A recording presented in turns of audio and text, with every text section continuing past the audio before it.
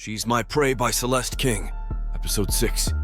Did you know that 6 is my lucky number? Oh, really? A lucky number, huh?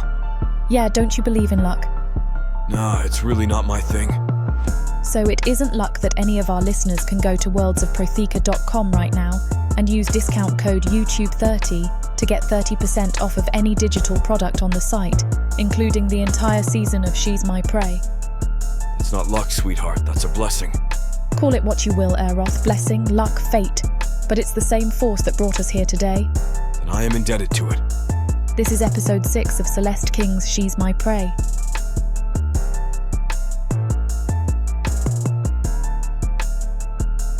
Chapter 31. Sadie. Going to the marketplace feels like a win in my books. Renem has truly shown himself to be nothing like Indoor, despite their obvious differences. Strange how one is a bloodthirsty monster and the other is a wearer. Renem wants to travel quickly to the city, so I acquiesce to his request for speed and allow him to carry me on his back. He travels at inhuman speeds already, but with his wings, especially now that it's healed, we get there in all but the blink of an eye. Once we arrive, we start looking around. Or rather, I look while Renem watches me. It's fascinating seeing the different ways his heart changes colour. I'm starting to pick up on some of the colour changes now. Yellow definitely means he's proud, and blue is when he's sleepy or relaxed. I wonder what other colours he might glow. I'll pick up a few of my favourite books from the bookstall and see how he reacts to them when I read them to him. It will be like an experiment. I think he likes understanding emotions more than he realises. Maybe he spent centuries being lonely without realising it. But before I do that, I have specific items I'm here to get. Like the quilt that I spend a half hour haggling over. I feel victorious when the quilt stall merchant agrees to my price for the lovely green quilt. It will go well with the wildflowers I gathered yesterday and put in a vase in the bedroom. I want the house to feel homey and beautiful. I glance backwards, excited to share my victory with Renem. I fought for this and I want to see his reaction. He's not standing where he was when I last saw him, though. Where did he go? Maybe he got a hankering for some of those delicious-smelling thistle kebabs a few stalls down. I wander over, inhaling the delicious scent. He's not there, but I'm tempted to buy a couple for us for when he comes back. Maybe he's off buying something to surprise me. It's possible he noticed how I admired the pretty necklaces at the metalsmith stall a few rows back. I smile at the thought of owning something so pretty. But he doesn't come back. He's not returning, and now I'm starting to worry. Anxiety gnaws at my belly. Did he leave me? I can't see him anywhere, and he's kind of hard to miss. He wouldn't, right? He's all but obsessed with me. He said it himself. My blood calls to him, he said. Still, I don't like being surrounded by so many people without him nearby. I've come to rely on his protection to feel secure. His presence has made me feel less anxious than I have in my entire life at the bordello. The crowd around me suddenly feels too big, too suffocating. I feel as though there are too many bodies. It was never this crowded at the bordello. I don't like it. I need to get out of here. I can't breathe. Pressing a hand to my chest, I try to ground myself. I can't panic. I need to stay calm. The noise seems to grow louder, roaring in my ears. My heart pounds in my chest and I feel dizzy. The world is spinning around me. I feel lost in a sea of bodies, anchored to the spot as I try to calm myself to no avail. Where is Renem? My body feels numb. I move as though walking in a dream, pushing through the throng until I find a spot to sit down nearby, on a large crate. Gathering myself, I breathe in and out in a repetitive manner, trying to stop myself from panicking too much. I need to think this through logically. Renem wouldn't have left me, so something must have happened. He mentioned that he sensed danger lurking in the background before we left. Maybe something came up and he went to investigate. I've just managed to calm myself down when I sense a presence nearby. It's dangerous to be all alone, especially for a little thing like you. Are you lost? Someone asks from somewhere above me. I glance up and see it's a dark elf wearing a black vest and a bowler hat. No, I'm fine, just waiting for a friend, I say, waving my hands to dismiss him. Are you sure? I can help you find your master, he says, stepping closer. Uneasiness stirs inside of me.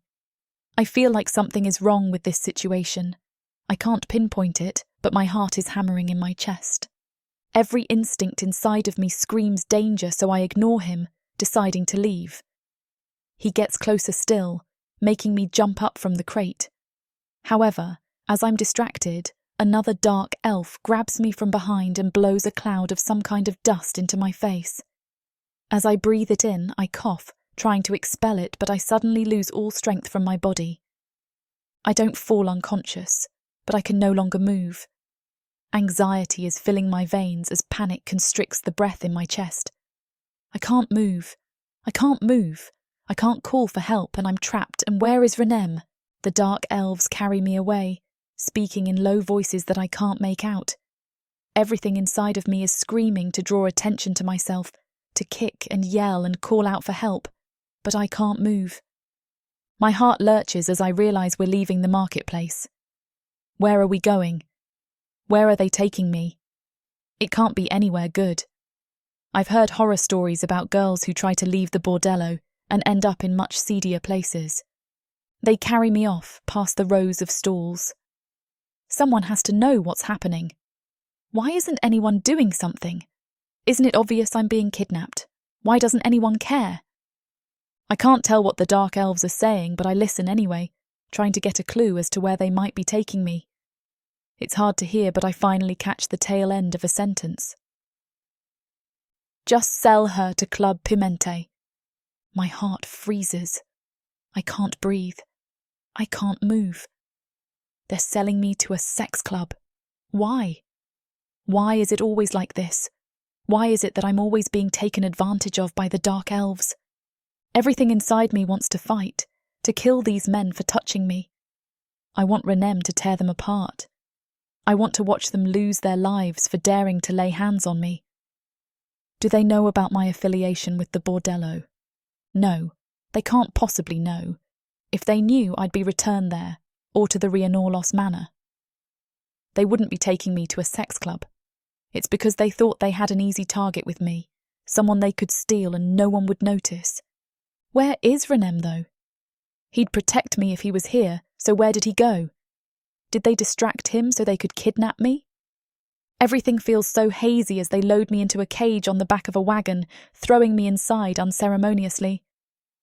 She's so pretty, look at her, one of the dark elves remarks, reaching out a hand to brush my hair from my eyes. Gods, I can't wait to see her in the club. Maybe I'll visit it myself a few nights a week, eh? He says to the other. Most definitely, the other says, reaching into the cage. He gropes my breasts roughly, fondling them without care or regard. When he squeezes, I manage to moan out in pain, hating the sensation of his hands on me.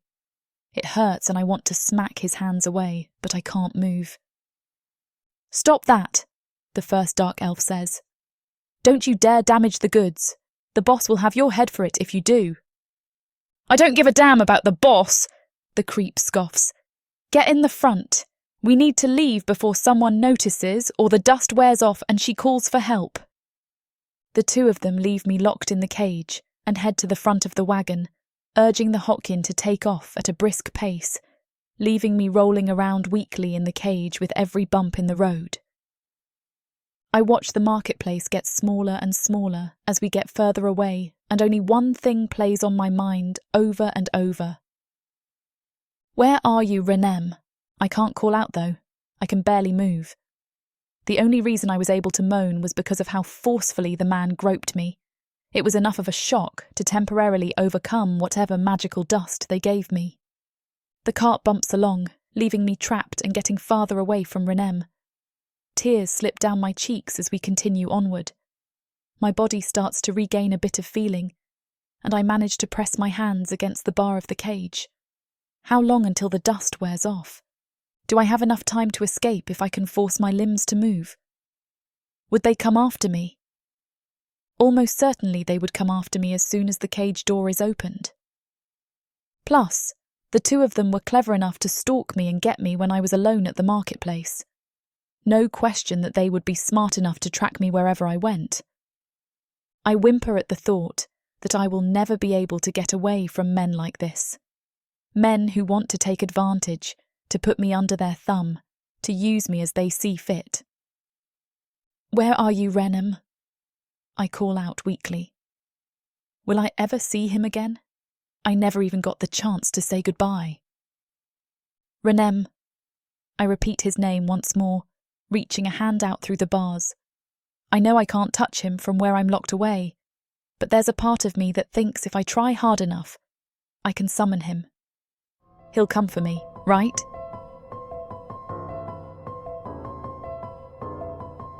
Chapter 32. Renem. As I continue to look around wildly for her, the anger courses through me. I'm losing control. Where is she? Who took her? How dare they take her from me? She is mine. "Sadie!"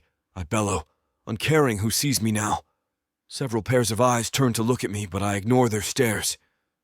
I don't care who sees me now. I don't need to hold back for her sake. I refuse to hold back any longer. All I care about is finding her. A new emotion grips my heart. I've never felt it before. It threatens to consume me. I have a crippling sensation in the pit of my stomach. Is this fear? Is this what my victims felt before I ate them? I feel as though I'm paralyzed by it, that I cannot move or breathe as normal, as though I am frozen to the spot. I hate it. I want to rip it out of me, but I cannot. I want to run away from it, but it resides in my chest and my belly. Where is she? What happened to her? Who took her away from me, and where are they taking her? Is someone trying to take her away from me? No! I won't let them! No longer in control, I rip my cloak off, standing up to my full height and scream in rage, alerting every eye to my presence. It isn't long before a panic breaks out among those present, suddenly aware there is a monster in their midst. Screams and shouts ring in my ears. Everyone is moving in every direction. I don't care. I'm killing every last dark elf. I reach out, thrusting my hand into the chest of the nearest one. "Where is she?" I scream in his face. He pales, shaking his head. He has no idea what I'm asking about. "Not good enough!" I rip his heart out and crush it in front of him. He collapses and I lift him up, opening my jaw and consuming him. The shrill screams seem to get louder, accompanied by sobs and yells now. I'll give them a monster. I'll give them all a monster to remember. Grabbing another elf, I twist his arm behind his back as he attempts to run, making him scream in pain until I hear the bones crack. He falls to his knees, and I roar out, stepping on his head until it cracks open, and then I rip his limbs from his body one by one as I eat him up. The chaos around me continues, with some dark elves trying to defend themselves, while others push humans in my way. I won't kill the humans, though. It's the dark elves who deserve to die. They're the ones hiding Sadie from me.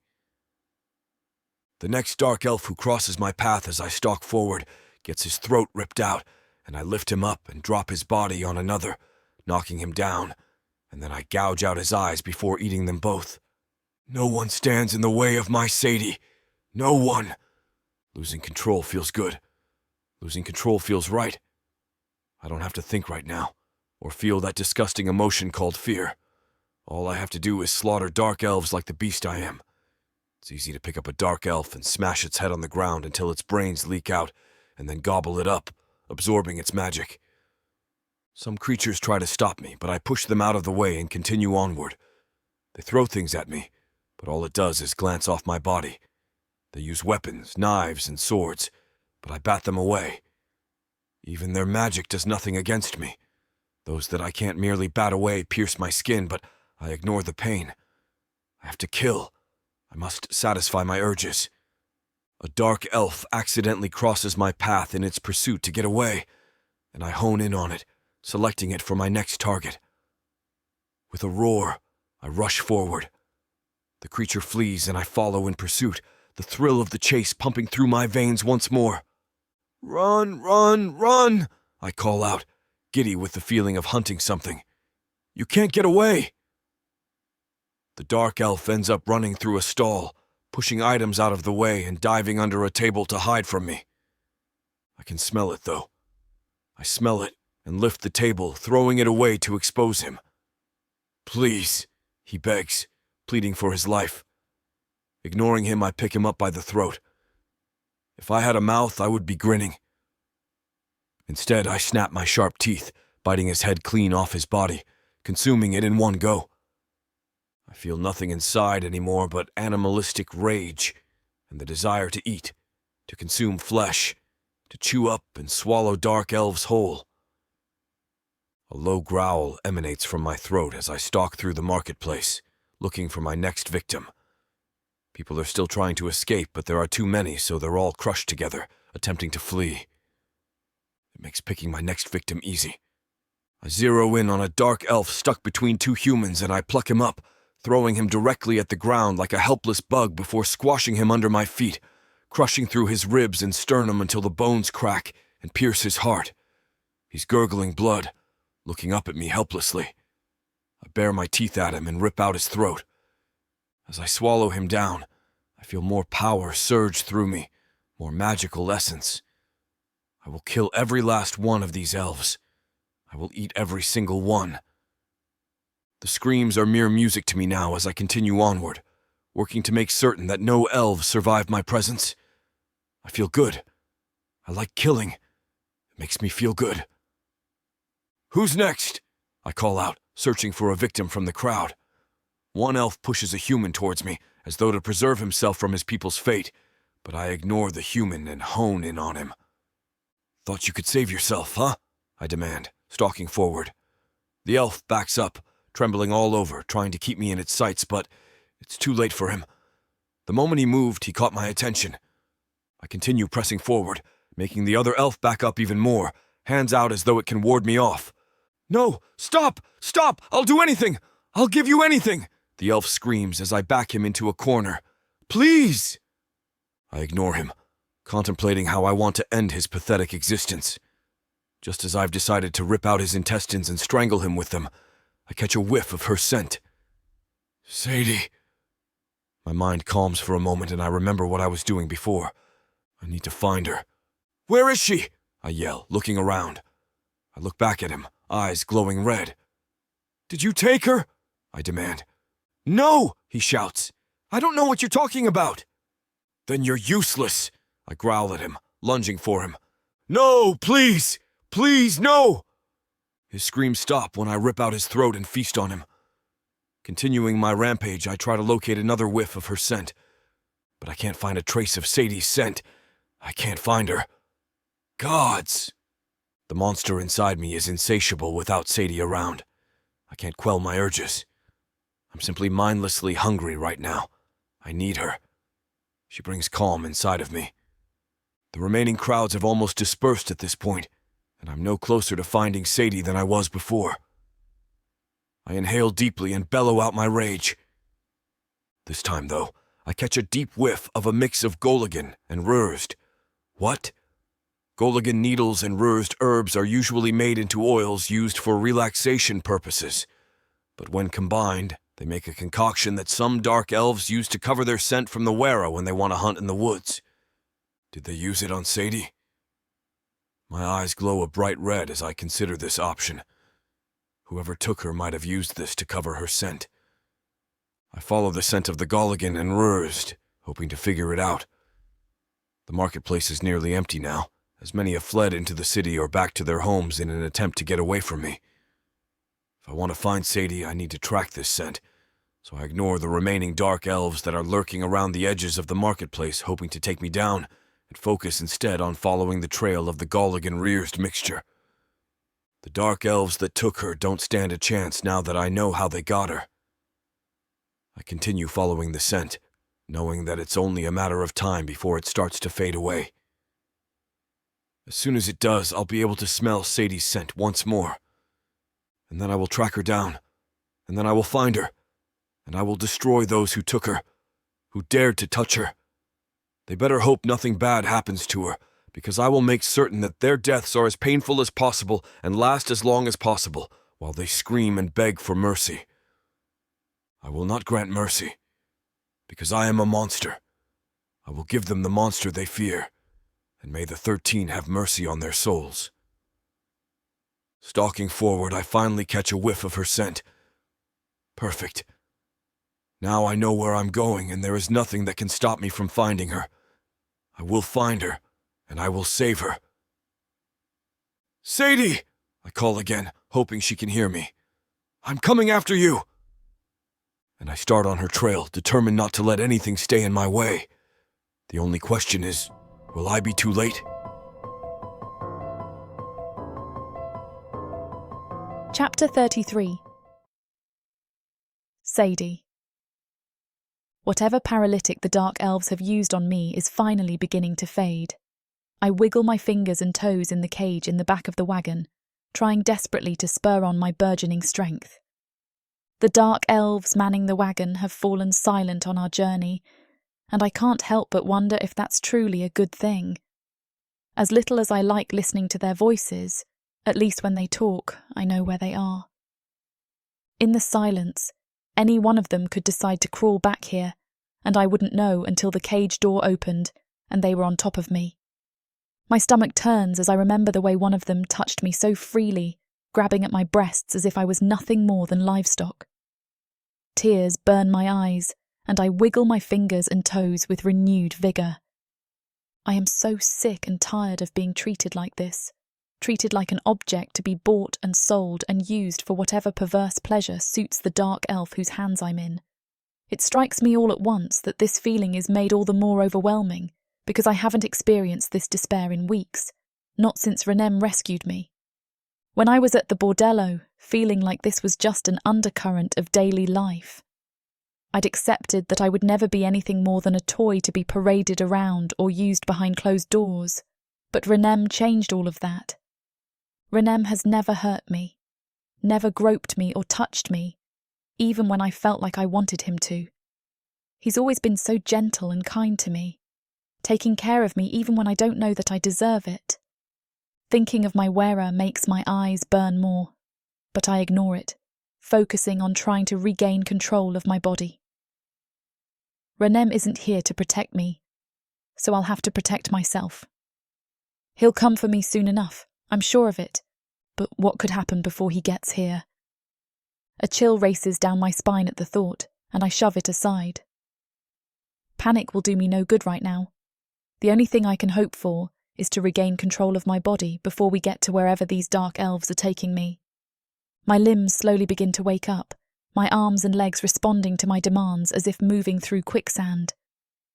As the feeling begins to sluggishly return to my appendages, the wagon lurches to a sudden halt, and my heart sinks into my toes. Why have we stopped? Are we here? The covering over my cage is suddenly ripped away. Night has fallen since we left the marketplace, the last vestiges of daylight bleeding red along the horizon behind the dark elf leering at me. "Midri," a dark elf says exasperatedly from the front of the carriage. "Shut the fuck up, big ears!" the elf in front of me, Midri, snaps back. "I'm entitled to having my fun after all the work we put in to get her." "The boss isn't going to like it.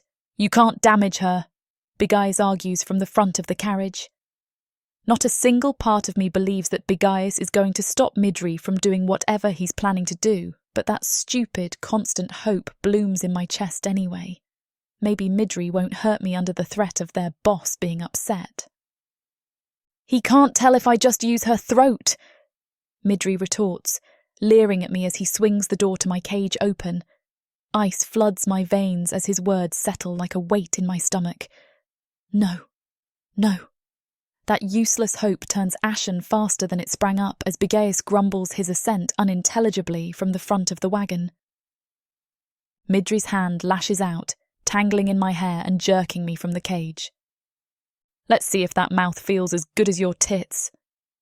He sneers down at me, yanking me out of the wagon.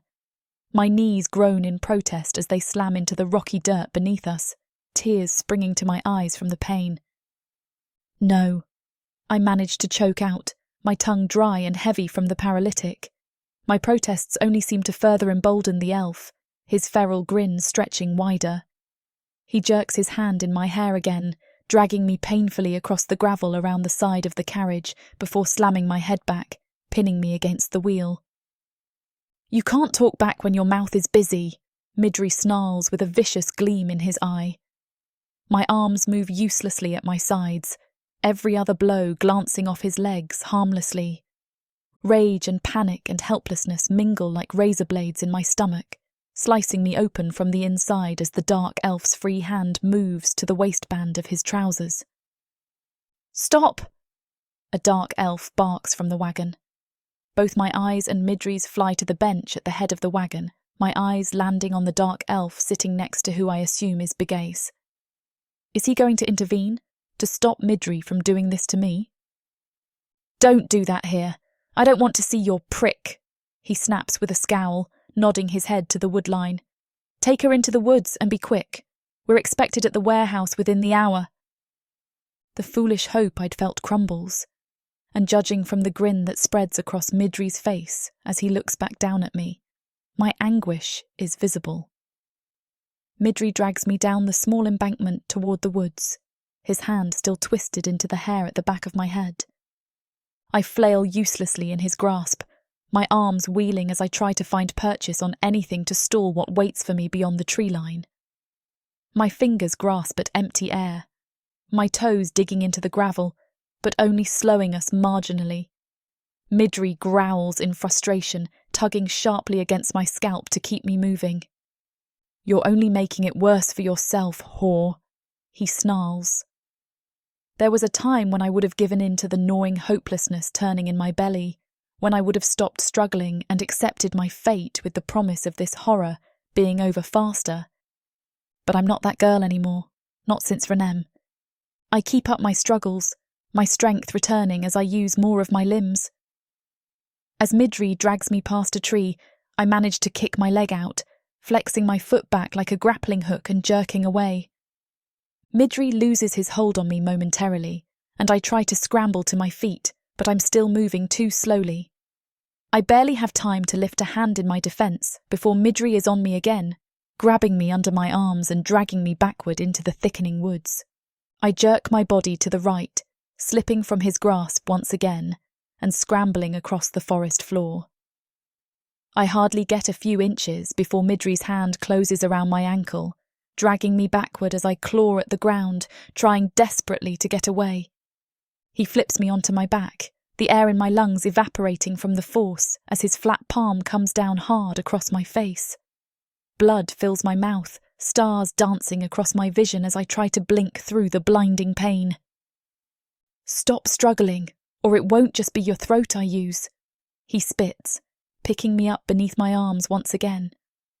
I'm too dazed to try and fight back, and the hopelessness that had bloomed in my belly when this all began becomes heavier, harder to ignore.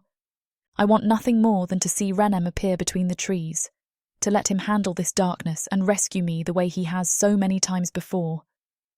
But I know that's not going to happen. If I want to be saved, I'll have to save myself. Another wave of blinding pain rushes through me as Midri throws me against a tree, my body sagging bonelessly against the massive trunk before his hand finds my hair again, forcing the back of my skull flush with the tree. Midri's black eyes glint in the sparse light, my scalp screaming beneath his hold as a smile stretches over his face once more. "That's it," he coos above me, the tone making my stomach turn. "You're going to like it if you just give it a chance." He frees himself. I turn my head away, squeezing my eyes shut and pressing my lips together tightly in an effort to avoid him. Midri laughs humorously above me, slamming my head against the tree with a viciousness that makes my eyes pop open. A scream bubbles in my throat, but I grip my teeth around it, refusing to give him the satisfaction. Instead, I glare up at Midri, my lips still sealed in the only act of defiance I'm capable of in this position. Midri's hand comes to my jaw, forcing my mouth open with his thumb, the tendons in my jaw screaming from the pain. His grin only widens as he forces my mouth open, his hand untangling from my hair to grip himself, making long strokes across his length as he stares down at me. Adrenaline pumps through me as I'm faced with the reality of what's about to happen, and 3 things become painfully clear. 1. Renem can't save me this time. 2. I'm not special.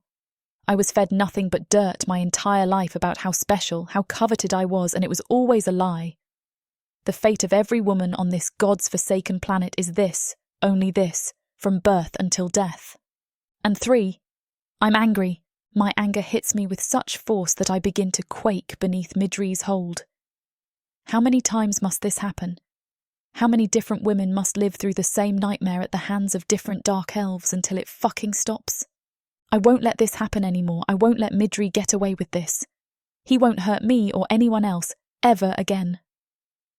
Something jabs me in the side, and for a moment, I think it's Midri readjusting me, until I remember the last gift Renem gave me. Just as Midri readies to push himself past my lips, my hand flies to my waist, pulling the sharpened hairpin free. The dark elf is so fixated on my mouth, on the pleasure he thinks he's about to reap, that he doesn't notice my attack until far too late. With all of the force my heavy limbs can muster, I slam the sharp end of the hairpin through his dick, not stopping until I can see the end of the hairpin shred through the skin on the other side. A hot jet of blood spurts from around the edges of my only weapon and spatters across my face as Midri screams in agony. A sudden feral glee overtakes me, his screams almost musical in my bout of rage as I jerk the hairpin free of his disgusting length, Midri collapsing to the ground in front of me. He writhes on the forest floor, both hands gripping his crotch, his face pale and eyes wide in pain and terror as I rise to my feet in front of him. He doesn't even try to scuttle away, doesn't know what else I have in store for him. That's the hubris of men, I suppose. They never believe a woman can hold any power over them until it's too late. Midri's eyes fly to mine as I loom over him, his face contorting with rage and agony. "You fucking bye!" His words end abruptly as I jab the hairpin through one of his eyes, the long, sharpened pin rupturing the jelly-like membrane of his eyeball and piercing his brain. The following silence is almost deafening in the wake of Midri's screams and the storm of thoughts that had been racing through my head. I pull the hairpin free, Midri's body thunking lifelessly to the ground. The quiet is almost peaceful, in a warped, morbid way. My chest heaves dramatically as I stare down at Midri's corpse, the adrenaline in my system beginning to wane as I allow myself to be still.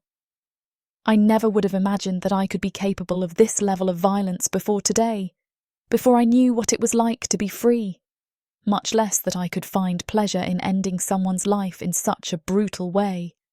Is this the type of power Renem feels when he kills his enemies?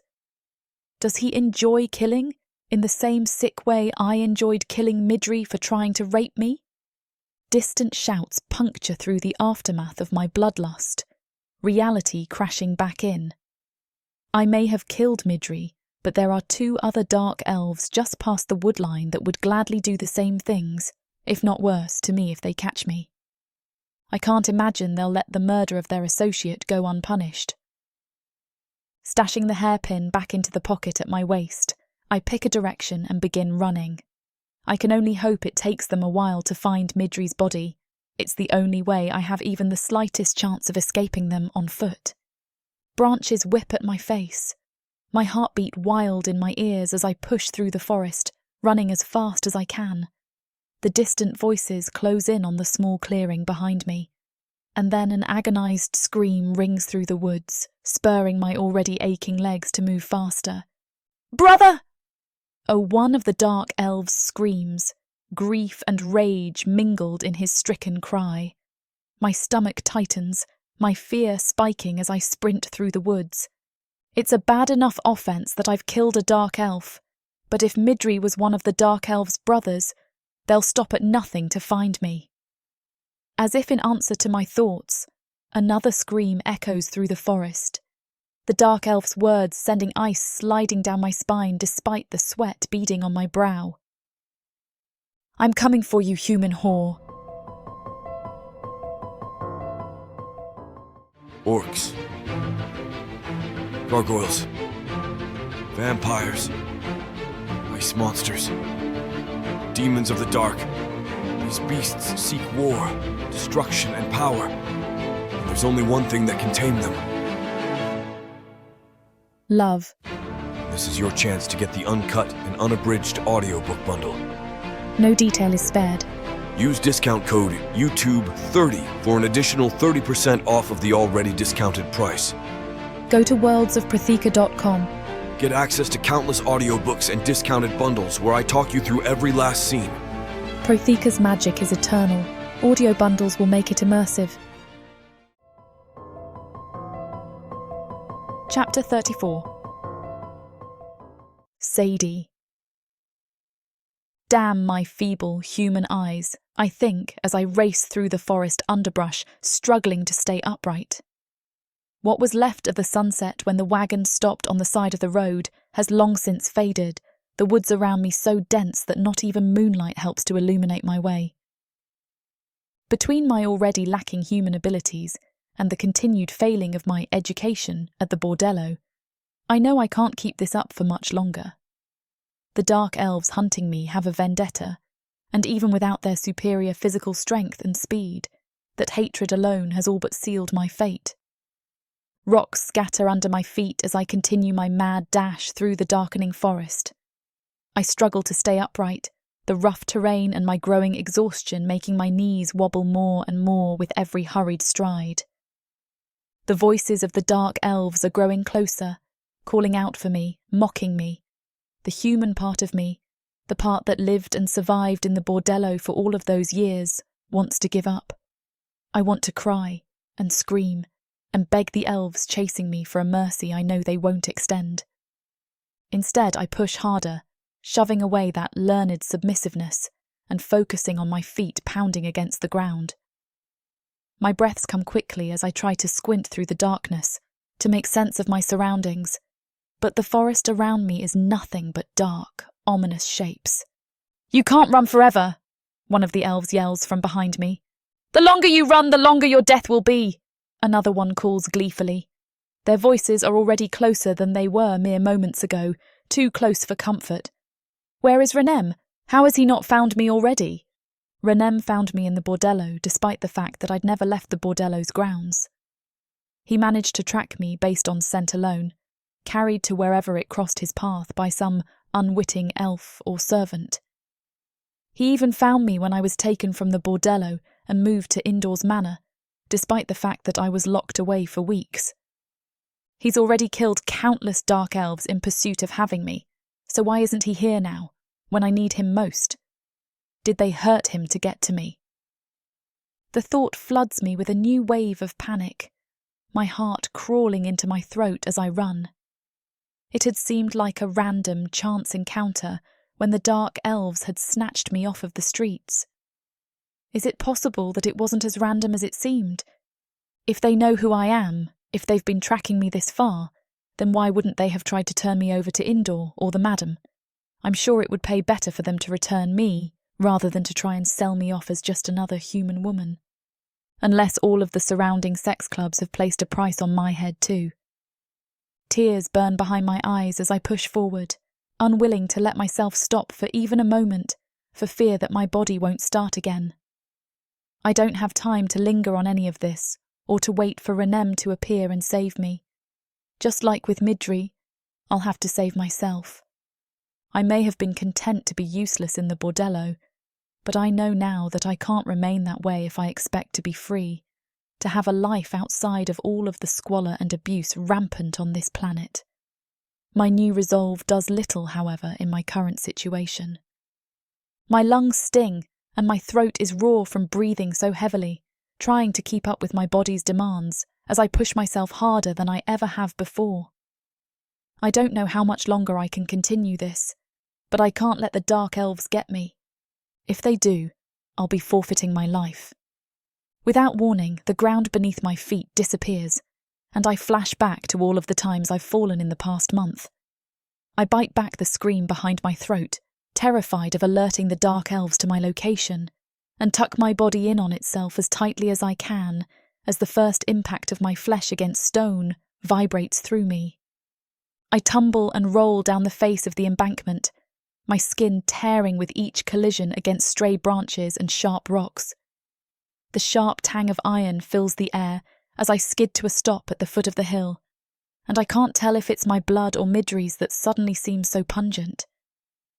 For a second, I simply lie there, trying to force air back into my lungs as I reorient myself. The trees don't block out the night here, and the stars twinkle overhead, allowing me the first real glimpses I've had of my surroundings. Oh, look! She's already on her back for us! My head whips in the direction of the sardonic voice, only to find both of the dark elves that have been hunting me standing at the crest of the hill, staring down at me.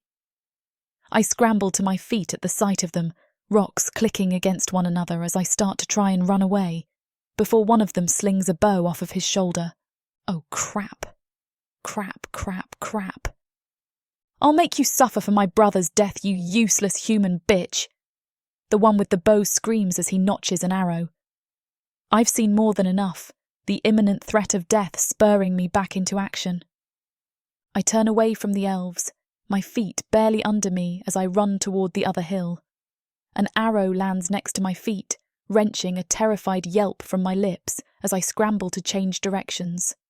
The telltale sound of a bowstring plunking makes me dive for the ground, another arrow landing where I'd been standing just seconds ago. "Renem!" I scream into the dark wilderness. I have no idea if he can hear me, if he's even capable of coming for me, but at this point I have nothing to lose. The dark elves have successfully tracked me down. All that's left is for them to make the kill, and I'll be damned if I let them do it so easily. I push myself to my feet again, sprinting toward the opposite embankment. If I can just make it over the crest of that hill, I'll be safe from their arrows, and I can try and push myself to run to safety. Panic thrums through my body, and I swallow hard, trying to force myself to think as I run toward the hill. They can't kill me if they can't get an arrow in me. I begin zigzagging, the dark elves' laughter bouncing off of the hills around us as they watch me run desperately away. "Renem!" I scream again, my voice hoarse. If I'm going to die, I at least want to see him one last time. The thought of him never knowing what happened to me, the idea that he might believe I left him of my own volition makes my heart twist painfully in my chest. I would give anything to tell him how I feel right now, to tell him how badly I want him. I don't know why I let anything stop me before. Maybe I was afraid of being judged, afraid of admitting that I'm falling for someone so different in every way. I'm not afraid anymore, though. At least not of Renem or my feelings for him. The sound of the bowstring echoes off the hills around me once more, and hardly a second later, blinding pain radiates from the right side of my face. I stumble and fall to the ground, certain I've been hit, but when I raise a hand to my cheek, I realise the arrowhead has only grazed me. Not wanting to waste a moment, I leap back to my feet, continuing my mad dash up the side of the hill in sporadic, random twists. Hot blood oozes down the side of my cheek, warming the wind-bitten skin beneath as I push harder, move faster.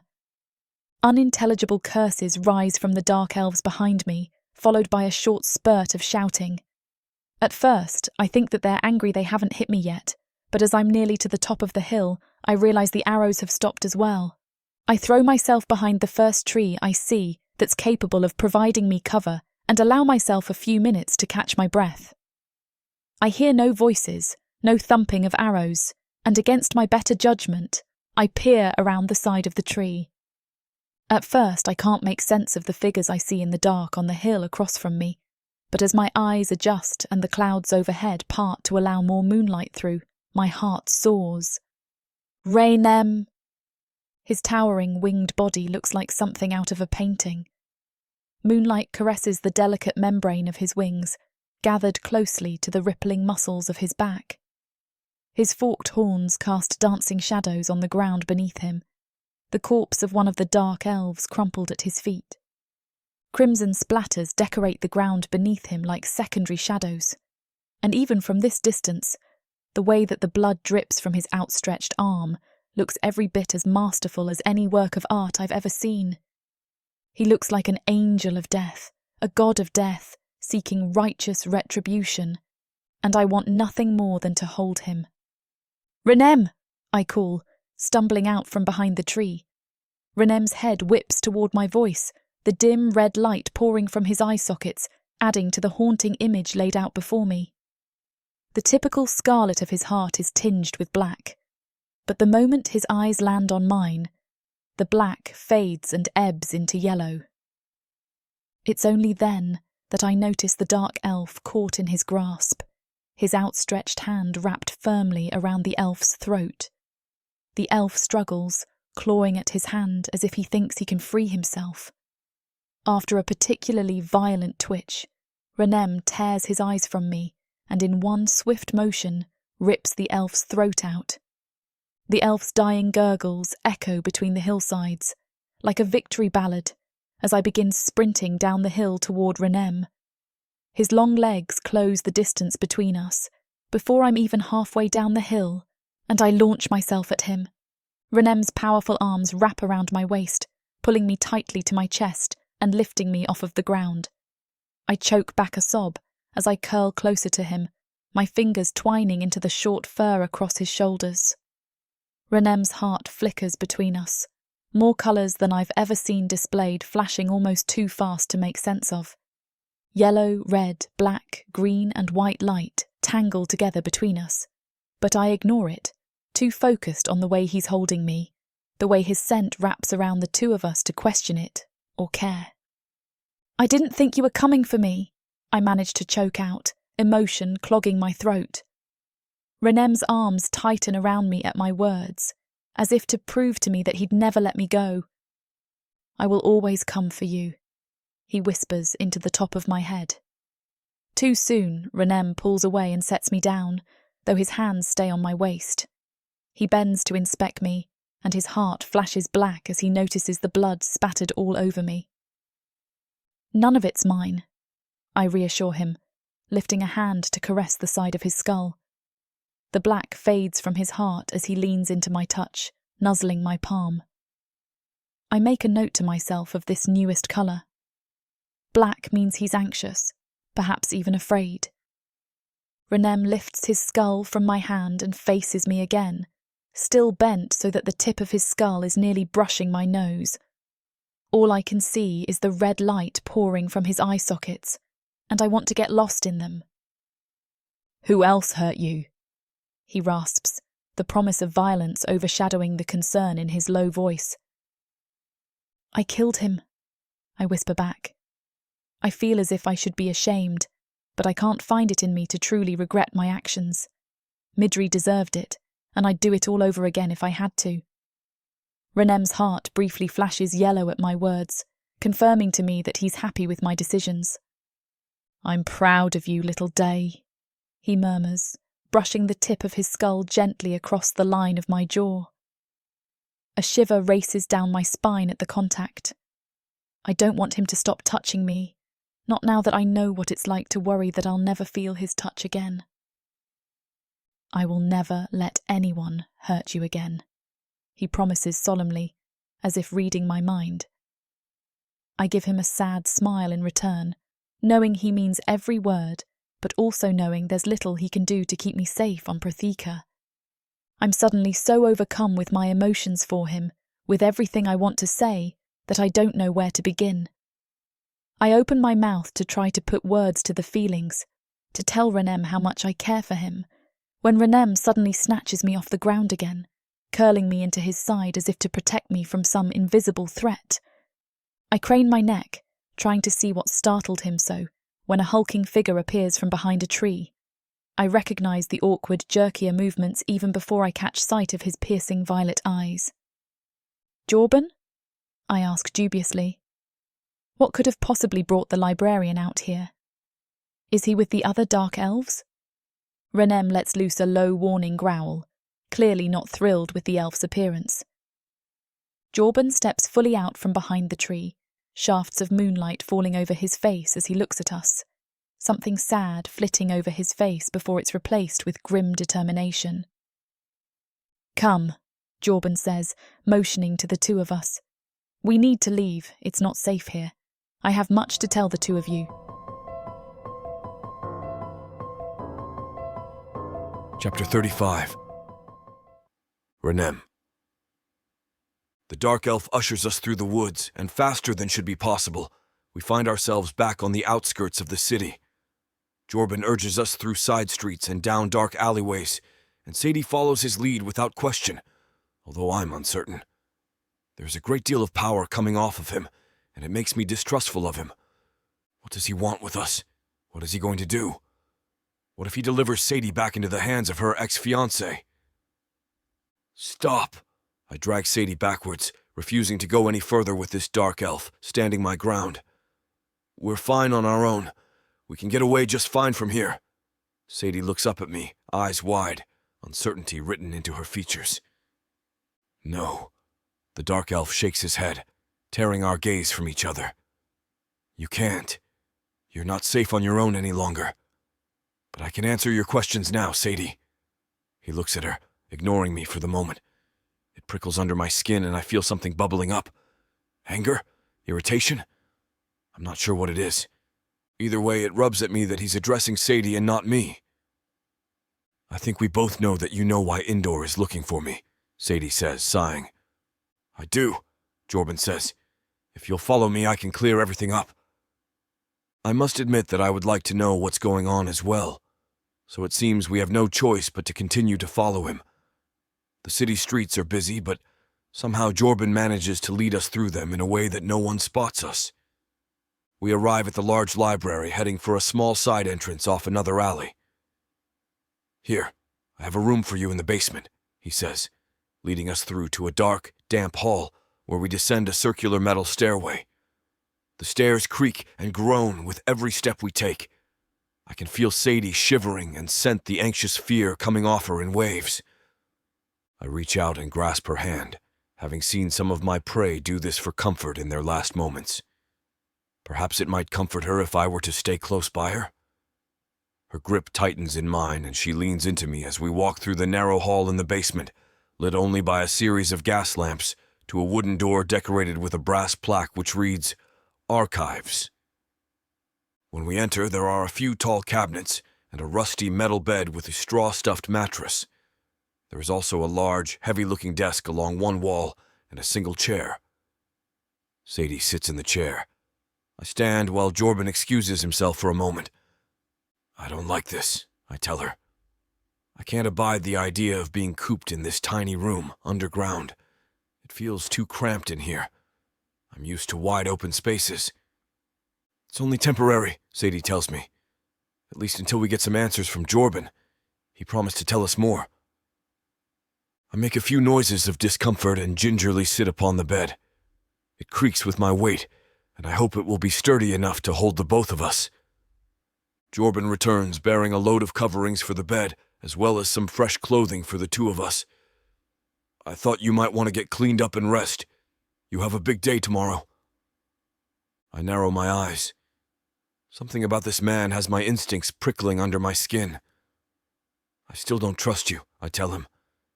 To my surprise, the dark elf laughs. Good. I agree with you. The only person you should trust right now is Sadie. She should be your first priority.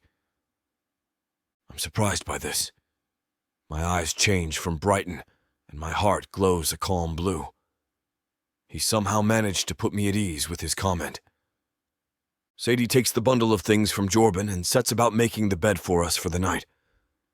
There's a bathroom just that way, Jorben says, indicating the door next to us. These rooms are sometimes used for traveling elves to stay while they study here, he explains. We use them for archival storage when no one is here, though. So we have the beds and bathrooms ready whenever they're needed. You can take a bath tonight if you wish, and clean your teeth. He glances up at me, staring at the bloodstains around my mouth. And anything else, he adds. Thank you, Sadie says. She seems to be grateful to Jorben for the hospitality. You have no idea how relieved I am that I'm safe again. I can imagine, Jorben agrees. I'll bring you something to eat later if you'd like, he offers her. He doesn't even glance at me. I've eaten, thanks, I tell him. Sadie and Jorben whip their heads around and stare at me. After a few beats, Sadie lets out a laugh and even Jorben begins to chuckle. Suddenly, all my senses are on full alert. Someone is nearby. I spring into action instinctively, not letting the threat progress any closer to Sadie under my watch.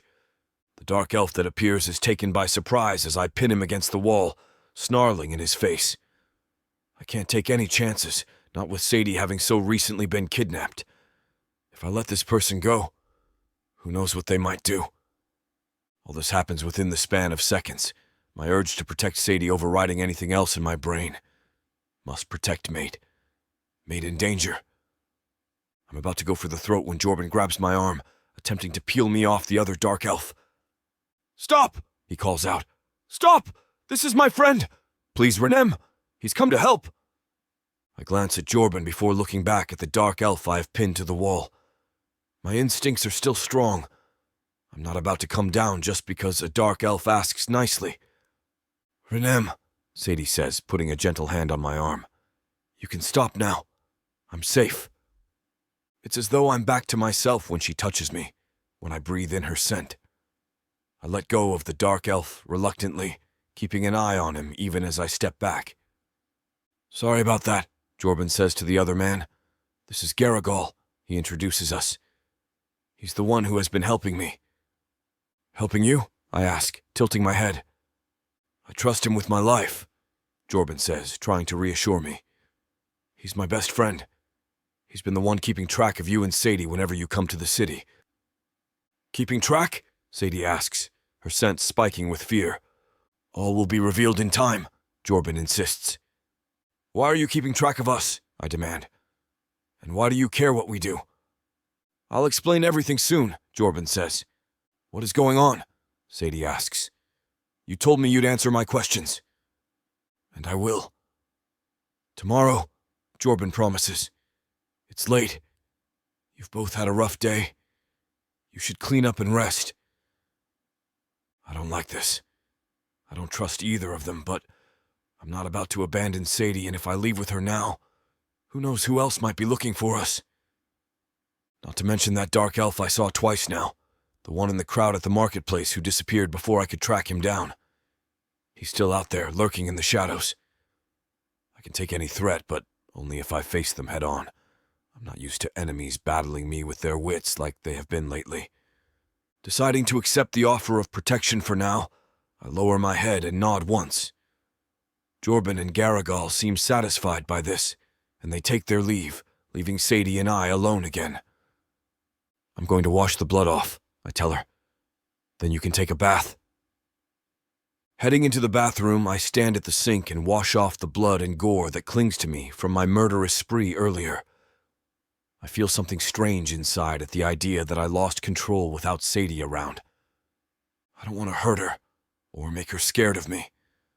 I need to keep myself grounded so that I don't lose control again. Venturing back to the small room we are sharing, I breathe in Sadie's scent. It does the trick of relaxing me, and I note that she's more relaxed now as well, though there are notes of anxiety around the edges still. Go ahead, I tell her. Perhaps a bath can relax her enough to sleep. She blinks at me a few times before smiling and then leaves, heading for the bathroom next door. Something stirs inside me again, knowing she's right there next door to me, undressing herself, about to step into the tub, nude body on full display. Her pink skin soft and rosy with the steaming heat from the bath. A groan escapes me and I feel hot all over. Sadie has such a strange ability to evoke things inside me. What is this feeling? This stirring that is making me feel as though I've fallen asleep in the sun. My heart pulsates in my chest, the color changing to a deep violet color again. What is going on? Why does it do this? What's going on? It's very confusing. I've never had feelings like this before. It's different from the way I usually feel about Sadie. Usually I feel calm, but right now my primal side is clamoring to take control. I want to growl and bite. I feel restless, as though I have too much energy. I need to run, to escape the confines of my clothing and go until I'm exhausted. It doesn't help that I can smell the drifting, sweet scent of the bath oils that Sadie has added. I can only imagine how her skin will smell afterward. As I'm laying there, panting and fretting, I hear Sadie's soft voice call out to me. "Renem, do you want to join me?"